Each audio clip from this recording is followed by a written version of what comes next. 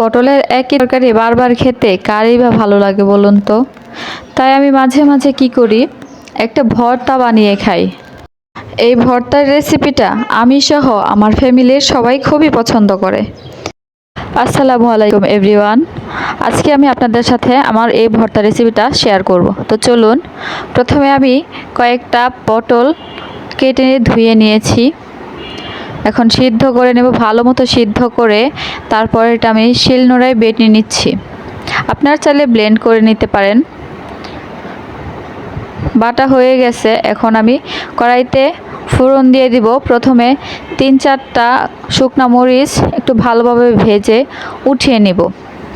এরপর ফোড়নে কালি জিরা দিয়ে দিব। কালি জিরার ফ্লেভারটা বের হলে তারপর পেঁয়াজ দিয়ে দিব। পেঁয়াজটা একটু ভাজা হয়ে গেলে অনেকগুলো রসুন কুচি এবং কাঁচামরিচ কুচি দিয়ে দিব। এখানে কাঁচামরিচটা একটু বেশি ব্যবহার করেছি, কারণ আমি এখানে গুঁড়ামরিচ খুবই অল্প পরিমাণে ব্যবহার করব। এগুলো একটু লাল লাল করে ভেজে তারপর পরিমাণ মতো লবণ, সামান্য পরিমাণে হলুদ, সামান্য পরিমাণে মরিচের গুঁড়া দিয়ে ভালোভাবে একটু নেড়ে চেড়ে তারপর পটলের সেই বাটাটা দিয়ে দিব। দিয়ে ভালোভাবে মিশিয়ে নেব। আমি এখানে কোনো রকম কোনো পানি ব্যবহার করব না, কারণ পটলের মধ্যেই পানি রয়েছে। এটাকে খালি রান্না করব, অনবরত নাড়তে নাড়তে এটাকে রান্না করতে হবে প্রায় 20 থেকে 25 মিনিট।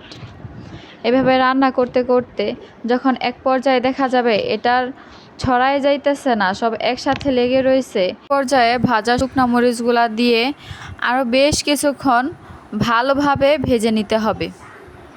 আপনারা খেয়াল করে দেখুন, এই যে আমি নাড়তেছি কিন্তু এটা কিন্তু আর ছড়ায় যাইতেছে না, একসাথেই লেগে রয়েছে।